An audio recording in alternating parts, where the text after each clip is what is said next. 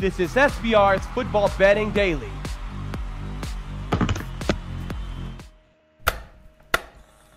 Take us to kickoff. Welcome into the student section for September 27th, Thursday. I'm Drew Martin alongside Big Man on Campus. And new guest here today. We got Asher Wildman. Follow him on Twitter at AsherWildman6 at the end of his name. Asher, welcome in. How you doing today, buddy? I don't think we got him, but we can keep moving on. Big Man on Campus. Follow him on Twitter at Jeff Nadeau. Jeff, welcome in. Drew, always good to talk college football with you. How are you? I'm good, man. We got college football starting tonight, and then Friday and Saturday as well. We got a bunch of games on the slate. Guys in the chat box, feel free to chime in on what you want to hear about. We do have 4 or 5 games we're going to hit on first, and then we'll hit right on the chat box. Asher, you got me? Can you hear me? Yeah, I'm here. Okay, Asher Wildman, first time on the show. This is the student section. We're doing it every Monday and Thursday at 4 o'clock Eastern. Follow him on Twitter at AsherWildman6. That's the number 6 at the end of his name. Welcome into the show. How you doing today? It's a hot, humid day in Florida, so the world is right. All right, and you're located there in Orlando. Know this UCF program a bunch. Know the Miami Hurricanes program a bunch. Anything else you think the listeners need to know about yourself? I'm a realist. I like to tell it like it is, so I'm not going to sugarcoat. And if you're a Notre Dame fan, I'm sorry, your team is not good. All right, we are going to be talking about Notre Dame Stanford, so without further ado, we'll get right into the games, guys. Looking at SBR odds, we got tonight's game down here in South Florida, 103-104. Looks like UNC at Miami, 56 the total. Number bouncing around a little bit today, seeing 18s now, 17.5, depending on what book you're shopping around. So make sure to get the best of the number if you're looking to bet on tonight's game. Asher, your new guest first up. How you looking to bet tonight's game? I'm looking for Miami to make a showcase statement tonight against an ACC opponent in North Carolina that's not really all that great this year. They're still trying to figure out their quarterback position. But the big crucial thing is, what is Mark Richt going to do? If he wants to get the tempo going quick and fast, he's going to go with N'Kosi Perry. I'm a little terrified for Miami Hurricane fans if they see Malik Rozier go out there. He presses way too much. He's a 52% completion passer. N'Kosi Perry, it's a small sample size. But this is a showtime statement game for Miami in front of a national audience who, oh, by the way, need to recoup that ranking after that dramatic loss week 1 to LSU, who all of a sudden is ranked 5th in the country, but people don't want to remember that when it comes to Miami. No, you're right. And a lot of times with gambling on college football, if you lose that key opening game, a lot of eyeballs see that game. You can kind of be diminished in the betting markets, and it could be a money-making opportunity. So would you look to lay this big number with Miami? I would. A lot of people are scared after FIU made it a game late last week. However, Miami and Mark Richt put in all of their freshmen in the last quarter. It was 14 wasted points. I can't see that happening tonight in an ACC opener against North Carolina. Okay, no, that's a good point, and could definitely see that happening. Big Man, let's get you in here. Asher brings up, FIU slipping in the back door last week. Could you see with this big number in an ACC game that happening, or would you look to actually bet on UNC because they're within 17 points better of the Canes this year? Yeah, look, I want to make this clear. This is a tough football game from a point spread perspective. I think UNC's the play, and that's who I would recommend. It's really my first thought on it. UNC's getting back a deluge of players in this game. A lot of players that are going to play, a lot of depth for them and for Fedora. I thought Nathan Elliott looked very good last week against Pittsburgh for the most part. And look, not for nothing. I mean, LSU beat Miami like a drum, and Miami's beaten Savannah. Who cares? Toledo. They don't stop anybody. And Florida International, Butch Davis and that group aren't winning anything anytime soon. So this is a better opponent.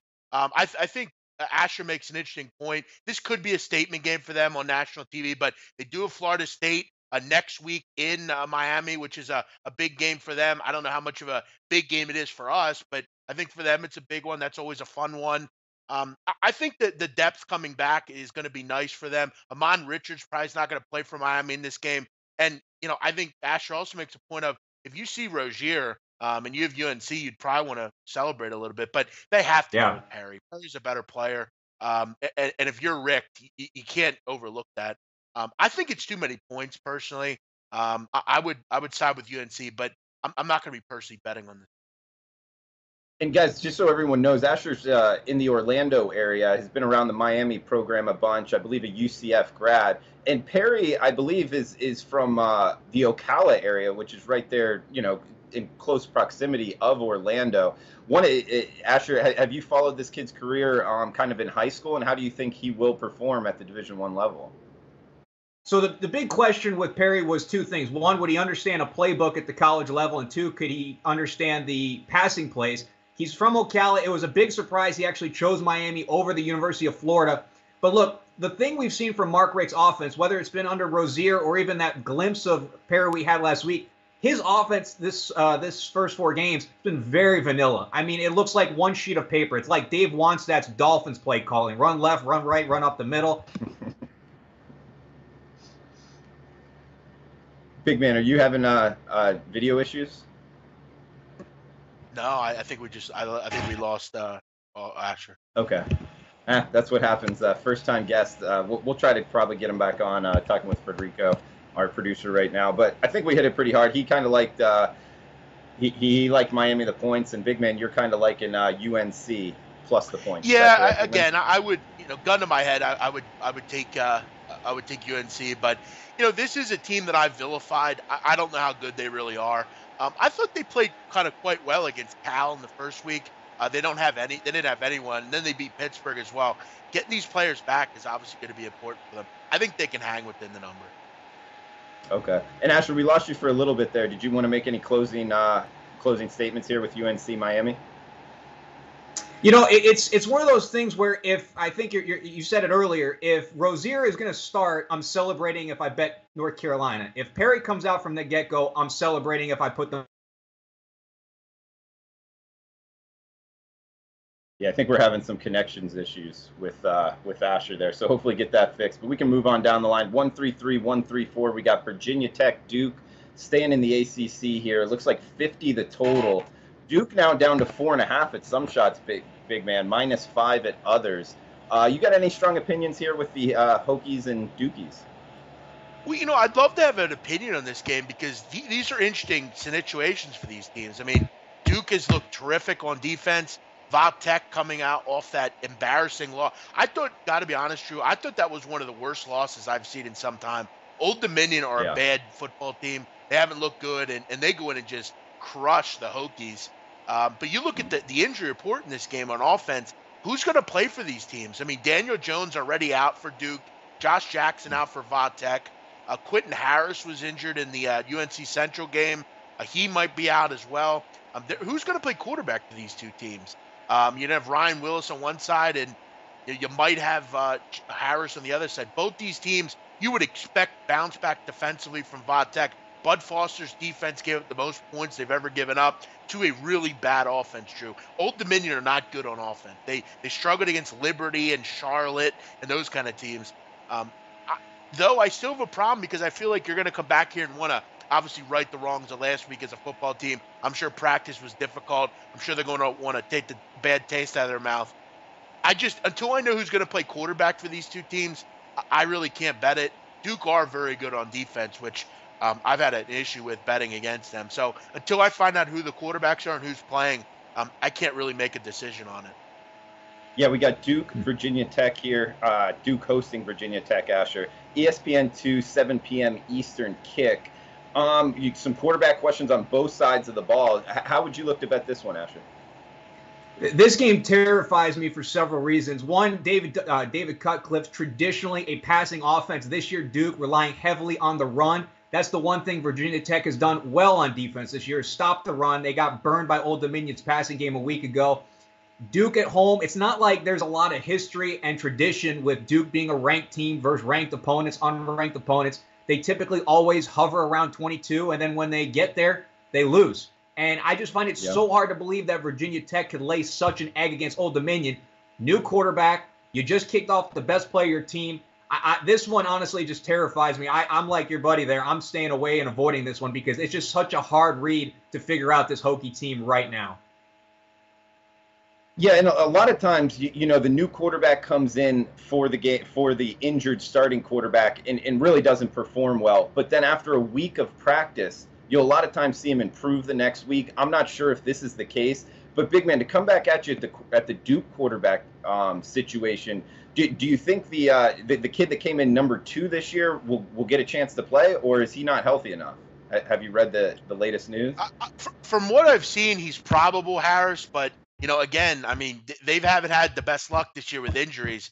I definitely think they're going to want to lead on the run. And this Fun Tech team gave up 632 yards last week. I mean, to Old Dominion, for God's sakes. I mean, not Florida State, not Clemson. Old Dominion. I mean, come on, man. I mean, that's pathetic. I feel like you, me, Asher, and 8 listeners could go out and play better defense than that. Pathetic performance.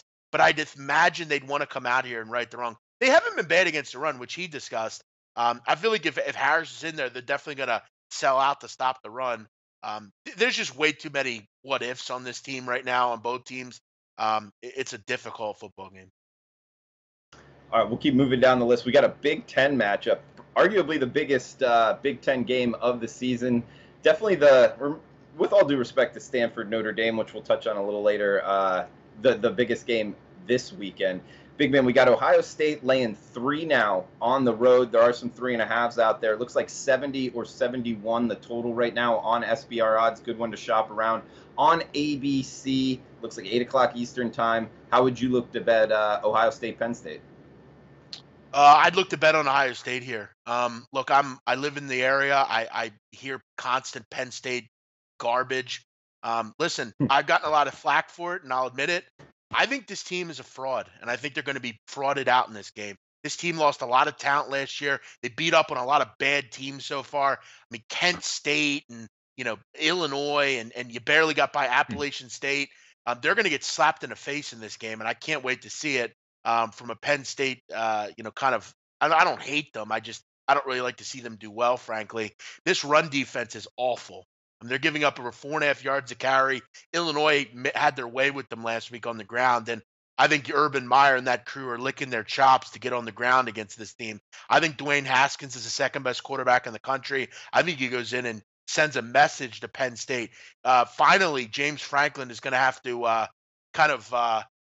I think he's get some karma paid back for all the crap he's pulled over the last year or two. Look, I wouldn't mind seeing Urban Meyer get some crap thrown to him as well. Both these guys, they're hard to like, but I think Ohio State's the better team. I think defensively, Penn State will have trouble moving the ball. Joe Moorhead's gone. You look at McSorley this year, he's only completing about 56% of his passes. He's not been as strong as you'd think. And against the competition he's faced, I don't think it bodes well against a pretty good defense. I would rather have Nick Bosa in there, clearly. That definitely hurts. But I think they're going to have to try to lean on Miles Sanders. I don't know how much success they're going to have doing that. For me, I think Ohio State comes in here. I think they're the second best team in the country right now. I would go with Ohio State laying the point.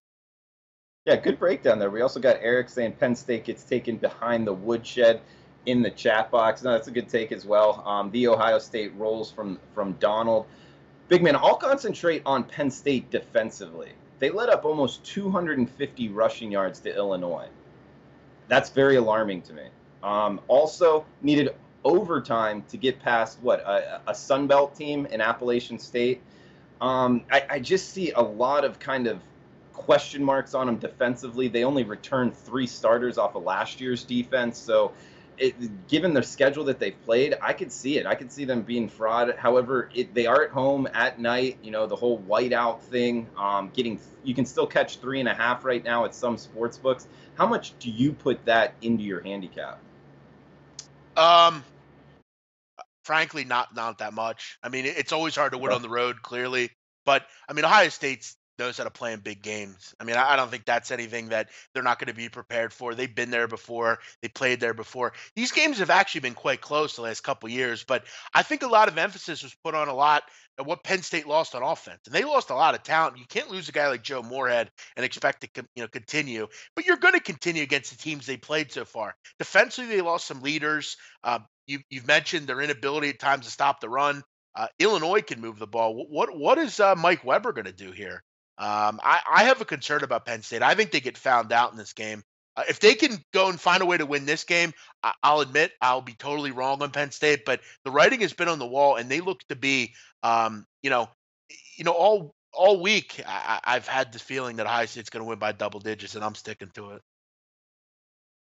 I haven't said that they'll win by double digits, but I got them on my short list this weekend. I haven't bet it yet, especially with threes coming out, because it was 3.5 a lot of the week. So I think I'm going to get on the Buckeyes with you, big man. I like it as well. Let's move on down the list. 207, 208, Stanford, Notre Dame. This one in South Bend. Looks like 53 the total. Notre Dame laying 5.5. This one on NBC. Big man, what do you got for the Cardinal and Irish? I was actually quite interested in hearing Asher's opinion on how Notre Dame is a bad team. I was kind of interested in hearing that. Maybe we'll get him back. I don't know. But yeah, this is a wild game because you look at it from afar and you say, wow, that's going to probably come down to the wire, isn't it? But Notre Dame, I think they might have found something in Ian Book, haven't they? I mean, it's not Ian Cameron, it's Ian Book. Ian getting the job done here. And salute to him. He's done a great job. And that's really where I look at this game and I say, I'm not wanting to jump in front of Notre Dame. Brandon Wimbush, I wouldn't mind doing it, but Book is another dynamic. Stanford, though, I mean, they killed me last week. I did have Oregon.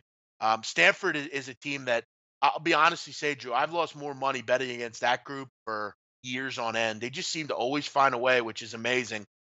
And as bad as I want to take Notre Dame, because I do think they're a good team, I think defensively they're very good, and I think they'll do a nice job against Bryce Love. They can be run on. I mean, Wake Forest ran for 259 yards against them. Ball State had a pretty nice day on the ground against them. I'll be honest. I think this game comes down to the wire. I do. I think at 5.5, if I can get 6, it's hard for me to not take Stanford here, just because I think they're a pretty good team. They have that receiver now, Arcega-Whiteside. They can stretch the field. And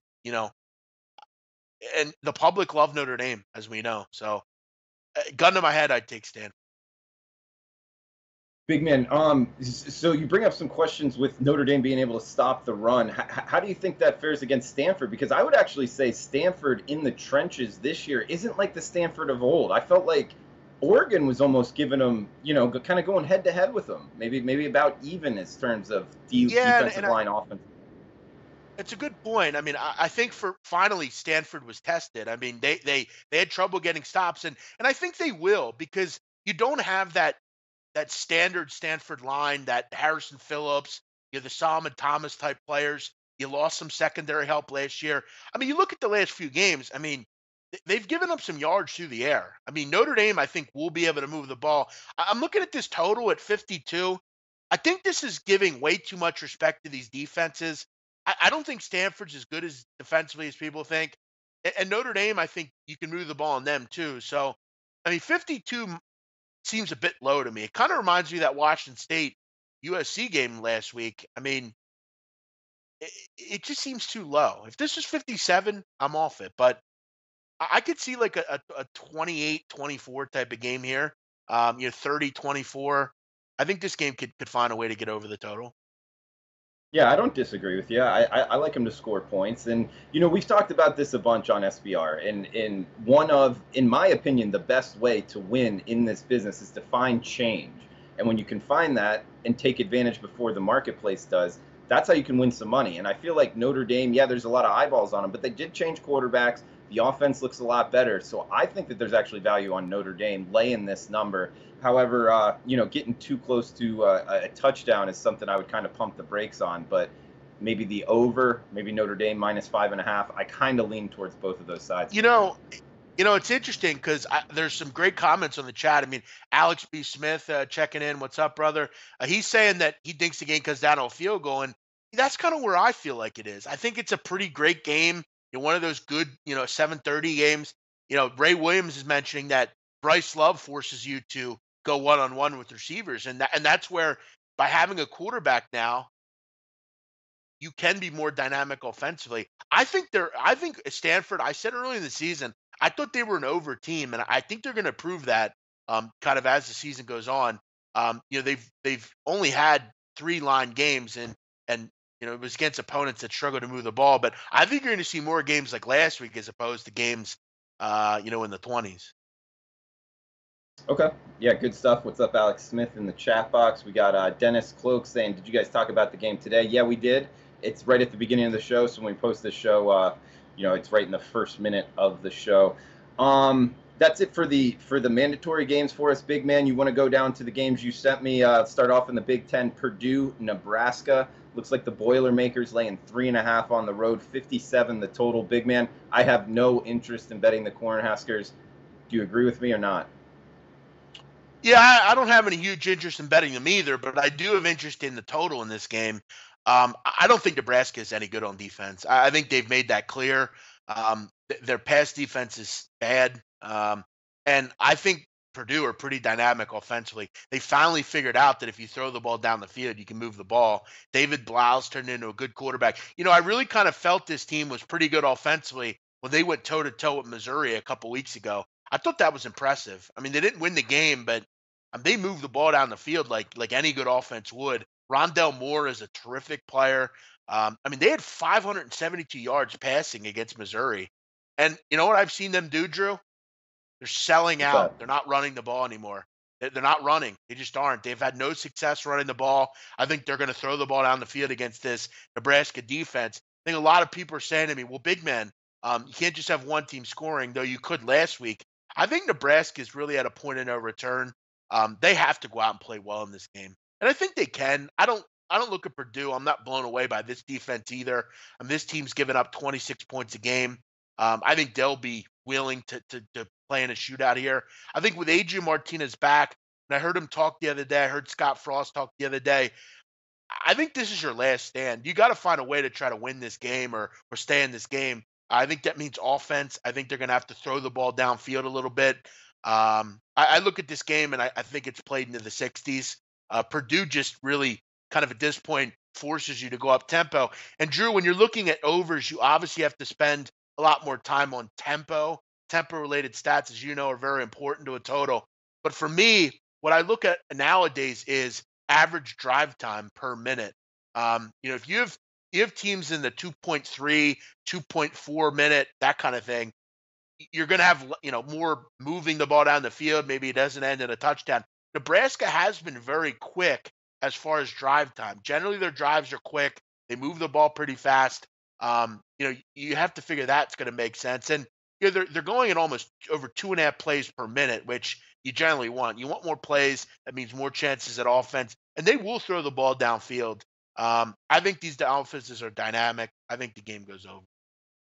Okay, we got Nick saying all Purdue games have been within one score, other than last week. One, do you think that matters? Just them playing close games? I'm not sure that it does, but from a side perspective, would you look at Purdue minus the 3.5 or Nebraska plus the 3.5, big man?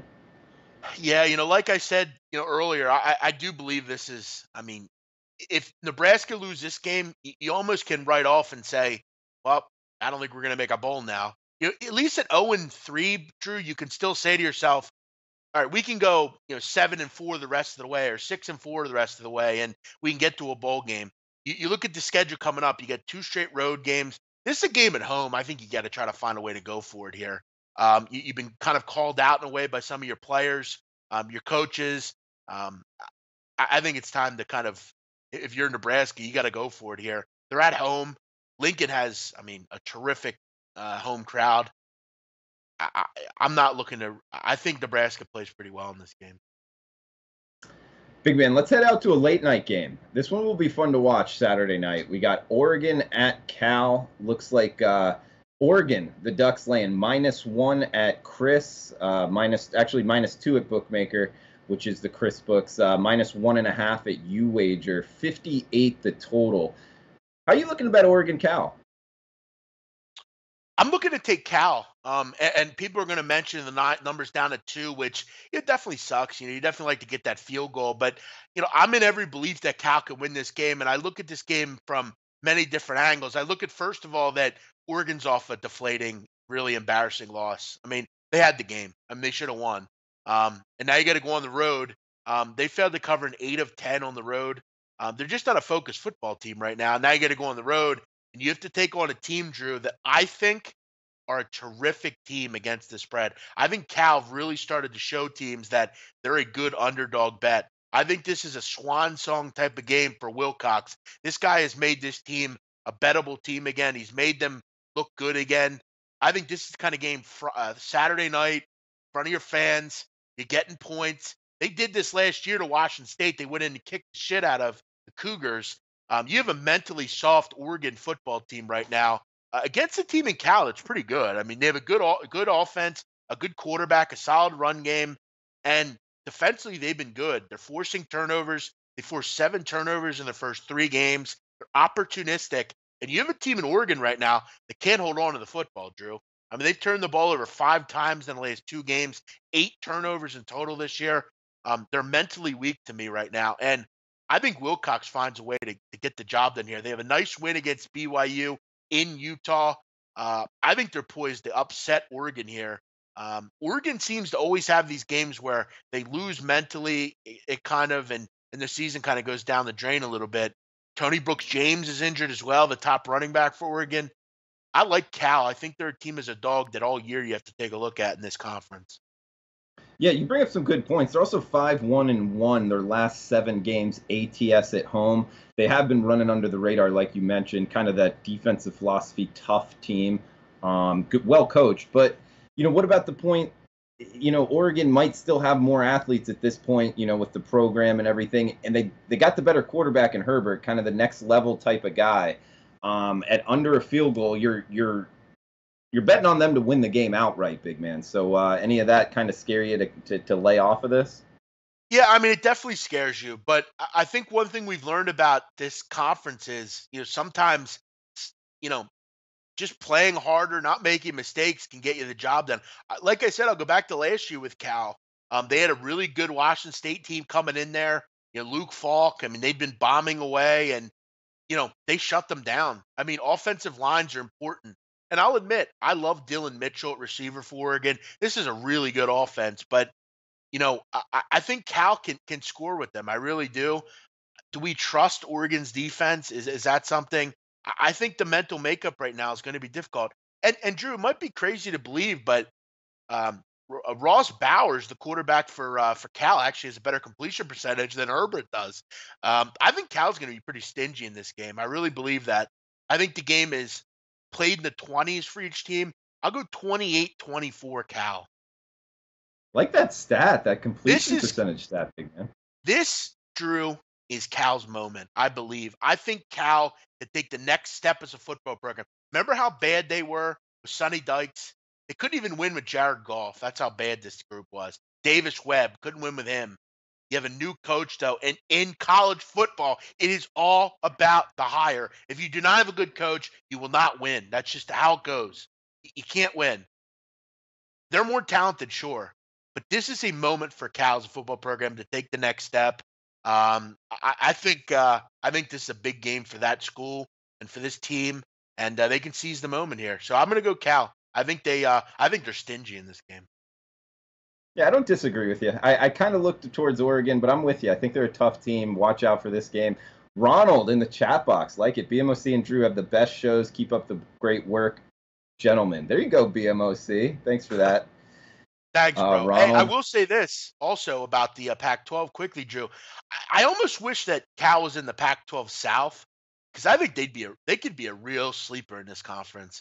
The fact that they're in the North with Stanford and Washington hurts, but I'm telling you right now, don't sleep on this Bear team. They're, I think, believing at this point.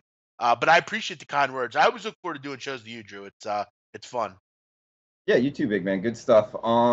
So what you guys throw out any games right now? I guess we got about 15 minutes left. We got one more that we'll go over, and then we'll just hit the chat box, whatever you guys want to talk about. You wanted to bring up what ECU ODU, right, big man? Yeah, random game. Yeah. Right. It's funny, Drew. I'll just run it down. Yeah, sure. No, go ahead. Well, yeah, I was just going to say 1-2-1 on the rotation number, and it looks like ECU -7 or -7.5, depending where you shop. 61 the total. Go ahead. Yeah, Drew, I do a little radio spot every week with a radio station down in Greenville, North Carolina. It's It's basically the flagship station for East Carolina football. And you talk about a fan base, Drew, that you wouldn't believe. They have a terrific fan base down there. They love their Pirates. They love the days of Ruffin McNeil. And I go on there every week. And Drew, I have called this team perfectly. I said they'd lose in week 1. I said they'd beat UNC as big underdogs. And I said they'd hang with USF last week.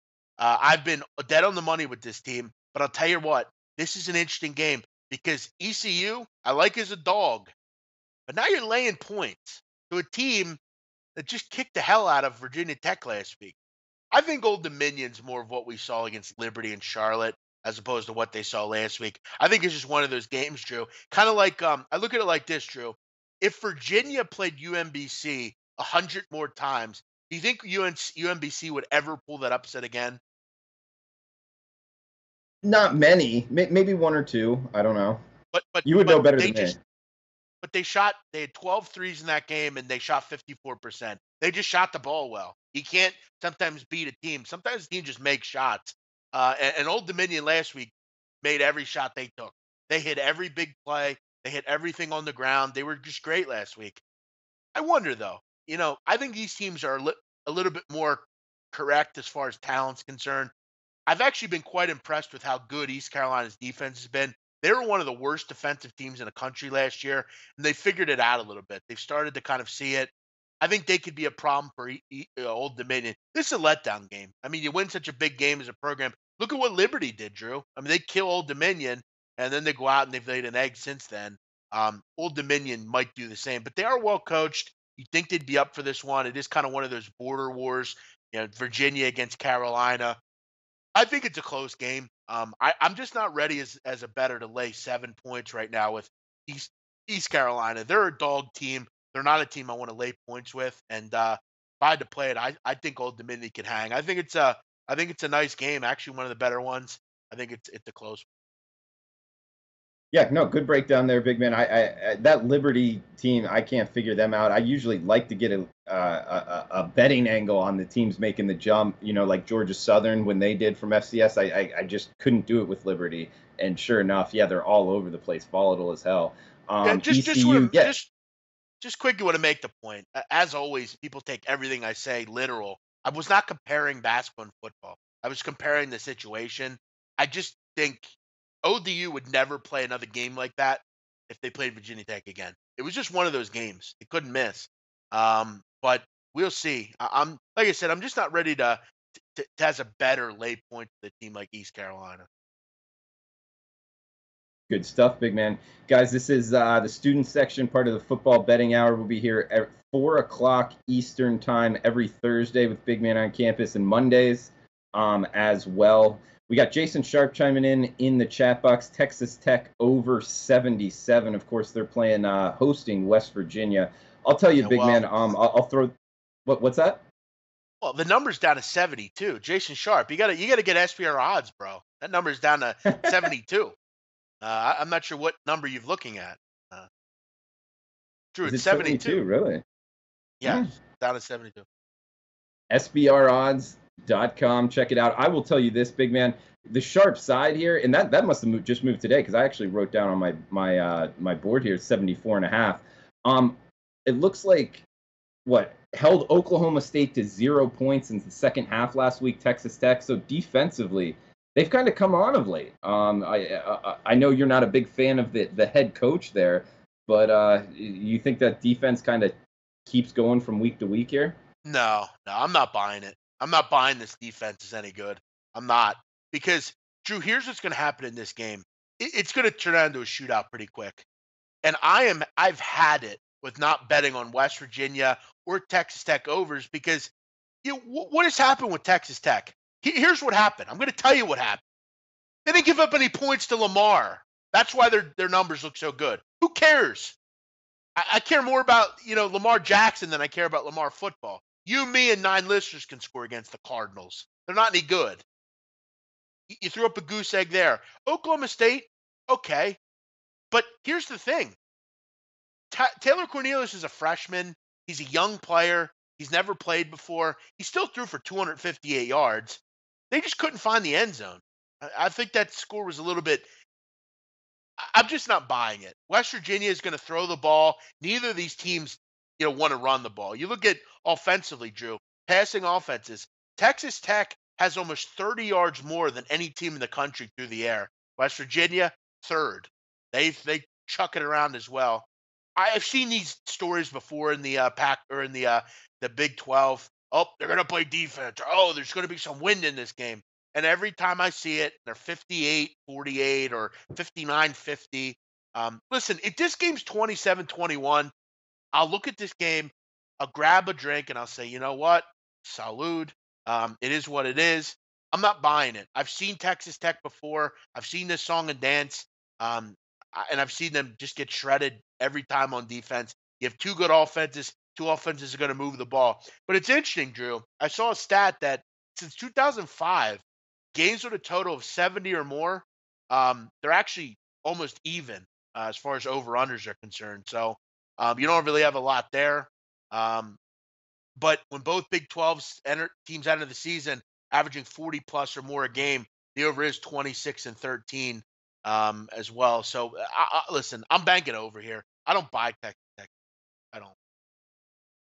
Oh, good breakdown. We got Dennis Cloak saying best show of the week. Thank you, Dennis. Also, Eric saying great breakdown and analysis in the chat as well. Cappers in the chat. Yeah, guys, get after it. Anything you're seeing, throw it out in the chat box. Big man, what else? What other games you want to throw out? Anything else? You like anything Pitt UCF? Yeah, I jotted that one down. Total seems kind of a little low, I feel like. I'm looking at Drew at South Carolina. I think Kentucky's the darling. Everyone loves Kentucky right now. They love the run game. I see people touting Benny Snell is going to win the Heisman. Get the hell out of here. He's not winning the Heisman. Beat it with that. Kentucky ain't going to be a national title contender. South Carolina, everyone seems to forget about this team for some reason. They lost to Georgia. Okay, a lot of teams are going to lose to Georgia, but I'll tell you what, they went into Vanderbilt, kicked the hell out of the Commodores last week in a game that I think a lot of people thought they'd lose as well. Here's the truth of the matter. Here's all you need to know. As a favorite, Mark Stoops has failed to cover in 11 of 13. He shouldn't be laying points. Kentucky's a dog team. They're not a favorite team. South Carolina's a better team. I'm not buying into all this Kentucky love. And you know what's interesting? This line opened as a favorite for South Carolina. People bet them up to make Kentucky a favorite. Look, they've been impressive. Beating Florida for the first time in 29 years. Impressive. Beating Mississippi State. Impressive. Holding them to 145 yards passing. That's great.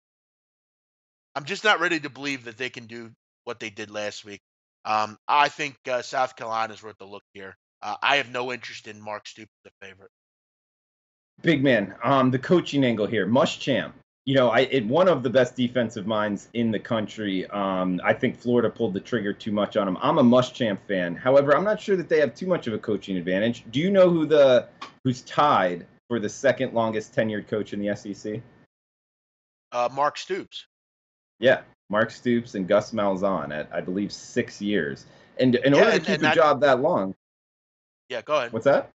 I was just going to say, in order to keep a job that long, you're doing something right, recruiting, building the program, something of that nature. So I'm not ready to say, anything about Benny Snell winning the Heisman just yet. Obviously a long shot. But if they do win this game, look at it. Look at the way it sets up. They're in the East. The SEC East is where you want to be. All you got is Georgia, that one game. If you can find a way to somehow pull a huge, humongous upset, it's not that crazy to say, that they make it to the SEC championship game. And it's not crazy, but Drew, it's fairly possible that I could, go to a Laker game, see Kendall Jenner, and maybe she'd be into me. It might happen. It's definitely possible. It might. It's probably not going to happen, though. Okay? As charming and as good-looking as I am, and with as much swag as I have, it's probably not going to happen. So, listen, everything's possible. Drew, I could learn Chinese and go be the president of China. Probably not going to happen, though. For Kentucky to win this, you got to go through landmine through landmine. And if they do, I hope they do. But in this game, I know Mark Stoops isn't a good team as a favorite. I'm not going to look to bet on him here. I do want to address a comment in the chat, and I have a lot of problems with it. We have a commenter saying that I'm a Philly homer as usual in my thoughts on Penn State. First of all, Penn State is 6 hours away from Philadelphia. Second of all, I try to be as resolute as possible. I don't think Penn State is as good as Ohio State. And I'm sick of these fanboys coming in here when I say something bad about their team, they want to get all sad about it. Listen, if you're a Penn State alumni and you don't like my opinions on Penn State, you're gonna have to kick rock, unfortunately. I try to be as non-homer as possible. My team won the Super Bowl last year. If that makes me a homer because I rooted for them, okay. I try to keep fandom out of this business, though. I love the Eagles, but I can't say there's a team that I love anywhere else. I try to be, a non-homer. I just think Ohio State's a better team. And if you, as a Penn State fan, aren't happy with that outcome, then there's not much I can do. Sorry. Guys, if you're liking the content, please give us a thumbs up sign. We got Bankroll asking Utah, Washington State. We covered that on the Monday show, right, big man? Yeah, and I think you and Kelly did a great job with that one. I think we did cover that one, and it's a gritty game. One of those typical gritty, Utah football games. And Washington State, I was a little perturbed by last week. I just think the problem with Mike Leach is he goes through these weird spells where he just does stuff that don't make any sense. Like, remember last year, Drew? Like, he took Luke Falk out of a game for no reason. Like, he just did it. Mhm. I don't know why. And just he makes these weird little mistakes, and I thought that was a bad loss for the Cougars last week. You got to find a way to get the job done there. As far as Utah, it seems like the Utes haven't played for a while. I feel like we haven't seen them in a while. Drew, do you get that feeling? I Yeah, know you're a big Utah guy, though. You like Utah. I do. I think they're going to win the South there. I think it sets up well for them defensively. They're good, and I like their quarterback, Huntley. He can run around, make plays with his feet. In this particular game, Bankroll, I like Utah minus 1.5 if you can find it. Kyle Whittingham 10-5 off of a bye week, which they're off of the bye week, and I believe his bowl game record is something like 11-1. So the He's a great extra preparation time. Yeah, He's a great bowl I, coach. He's a great bowl coach. And I thought the game against Washington was not really indicative. I thought they played pretty well in that game for the most part. I, The only thing that concerns you here is, Washington State has been a great road team, or a great home team, I'm sorry. They've covered 11 of 16 in that stadium, and they are 4-0 against the spread this year. So, I look at this game and I wonder, I mean, I think it's surprisingly low scoring, but I wonder about Utah. Are they ready to handle a passing attack like this? Because I look at the first three games. You beat the Weber State Wildcats. Who cares? Northern Illinois is one of the most inept offenses in the country. And for whatever reason, Washington doesn't press the ball downfield. This is a big test because Washington State, they're the second best passing team in the country. They're going to put points up. If this game turns into a shootout, I worry for Utah. At home, at this number, this is for the first time I got to disagree with you, Drew. I think Washington State is a dynamic football team. I think defensively they're pretty solid. Last week I just think they turned into a shootout and they had to play with it. I don't think Utah can win a shootout, and I think at home they'll dictate tempo here. That's what makes a market. We got Scott Leedy asking Arizona USC thoughts, staying in the Pac-12 South. I'll tell you, big man, this game jumped off the board at me. I think the number of 3, it might be 3.5 USC laying in this one. I thought it should have been bigger. I'm looking to bet the Trojans. I haven't done it yet. Do you have any opinion on this one? Yeah, I mean, there's been such a long lineage of good quarterbacks, at least in the college ranks for Arizona or for USC. I mean, but you might have a possibility here, Drew, where this kid might be one of the better ones. This JT Daniels has looked pretty solid, especially last week. I mean, you able to really kind of get it going and win a shootout the way they did. That was impressive, and you're not going to get a lot of pushback here from Arizona. But look at Arizona; they've won 2 games in a row. They're back home here.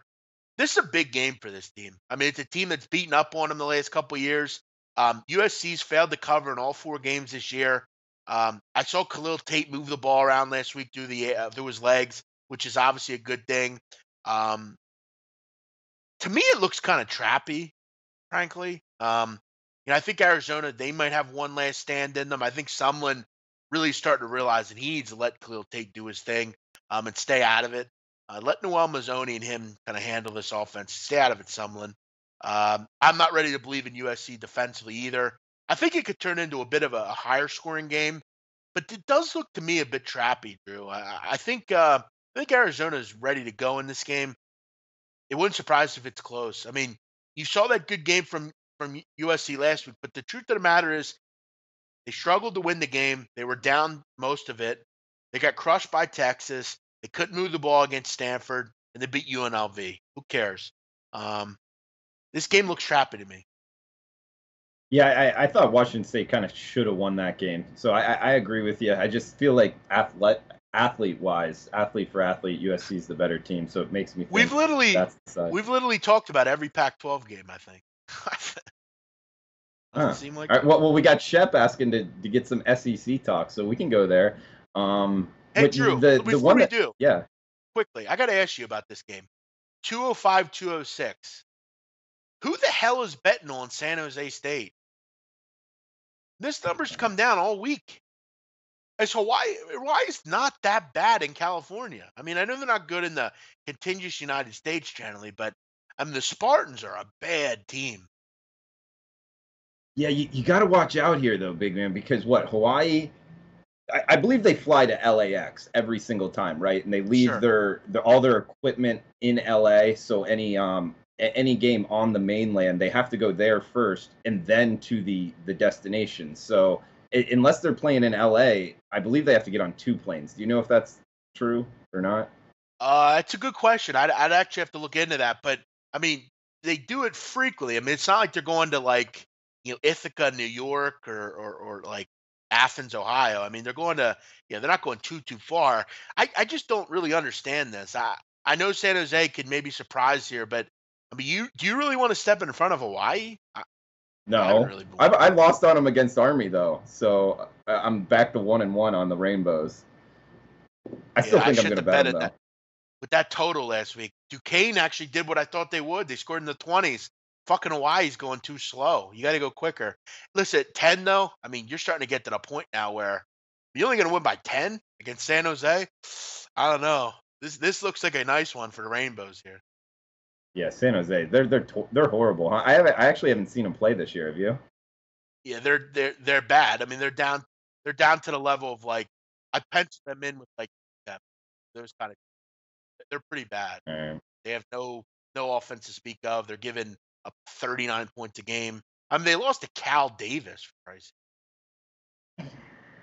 Big man, I have a question for you. You brought that Ian Cameron, Ian Book joke was awesome. Do you think Ian Cameron could throw an American football over or under 30 yards?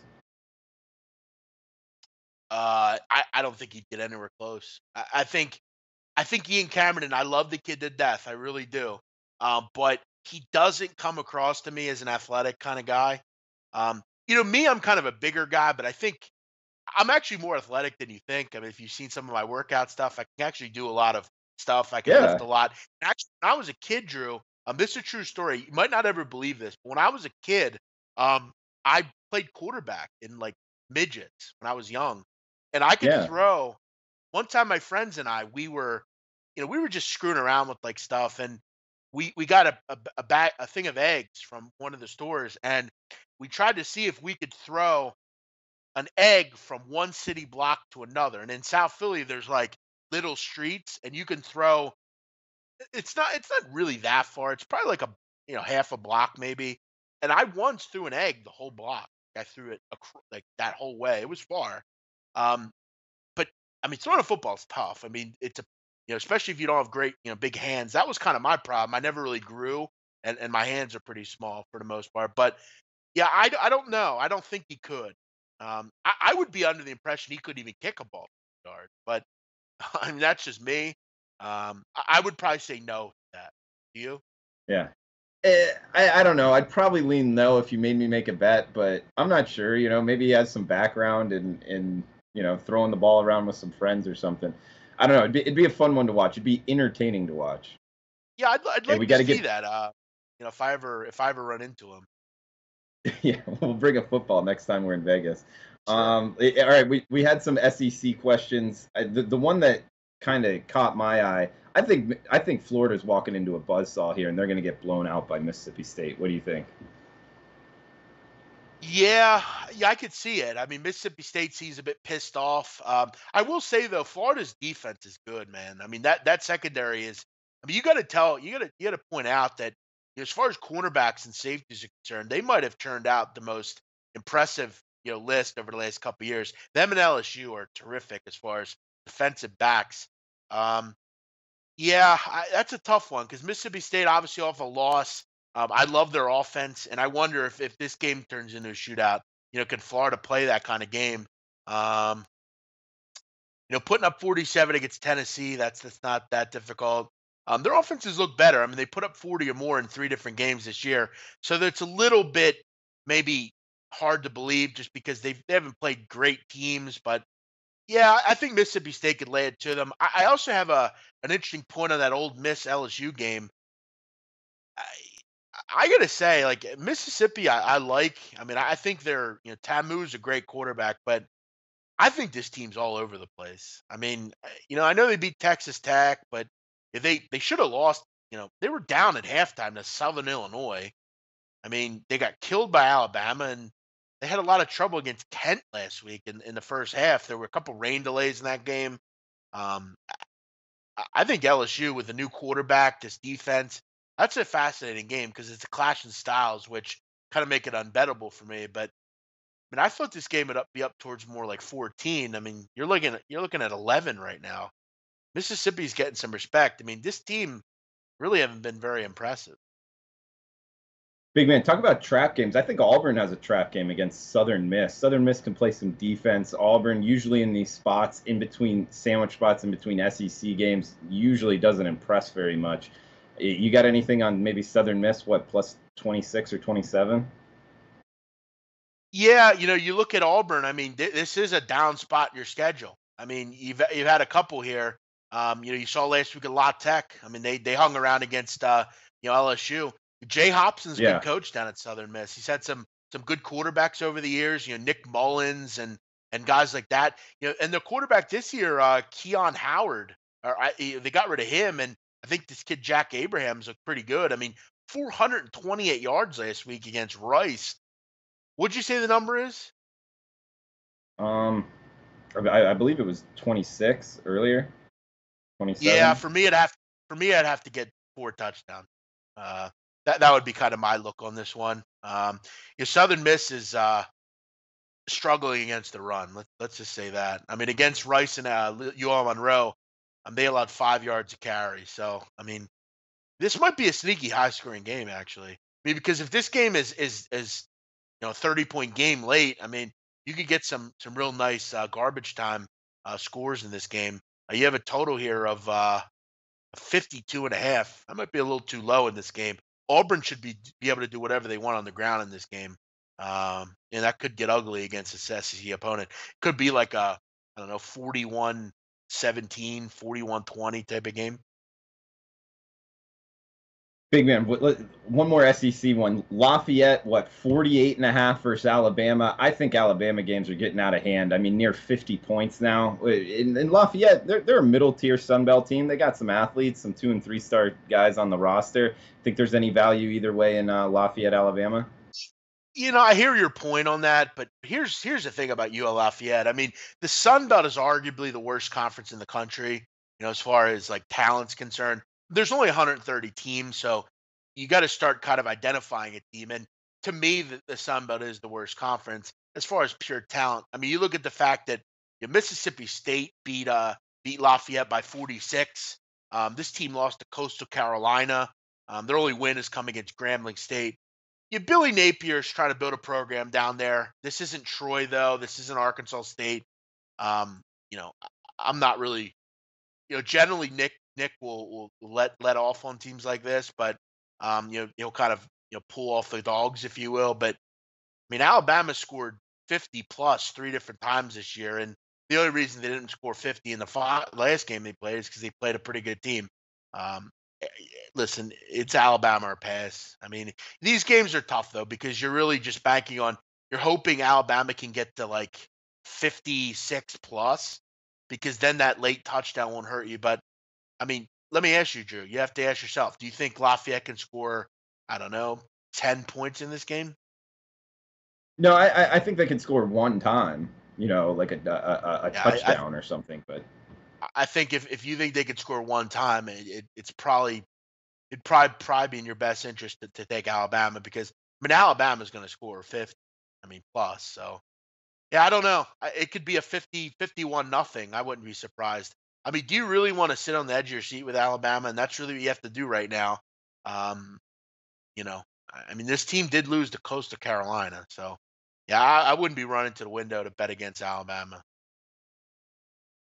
All right, great show, big man. Anything else you want to throw out before we shut this down? No, someone's saying that I hate. You could tell I hate talking about SEC football. Yeah, look, it's not one of my favorite conferences, frankly, but I try to talk about everything. But yeah, Drew, always appreciate having me on. I would have loved to have heard what our guest had to say about Notre Dame, but looks like he got lost in the internet. But yeah, look forward to Monday and chatting with you and Kelly again, Drew. Yeah, man. I guess we don't have a show for the rest of the week, so best of luck with your bets, big man. Best of luck out there to all the watchers. Thanks for tuning in. Please give us the thumbs up sign. Hey, Drew. And best of luck with your bets. Yeah. You want to put out a play for the show or what? Are we doing Let's do it, man. Yeah, let's go. I got my this is my list right here. All the plays. I'm trying to remember. We've talked about so many games. We've talked about so many games, so I'm trying to get one that we both kind of agreed on. Big man, I'll start us off. FAU -3 at MTSU. Okay. Bet that personally. I like it. I'm gonna go Nebraska and Purdue over 56. I think those two teams battle it out. I think they get into the 60s there. All right. Good stuff. Thanks for watching, guys. Frederico, thanks for producing. I know that was a tough one with the guests. But anyway, we'll be back Monday, 4 o'clock Eastern. Best of luck with your bets this weekend, everyone. Thank you.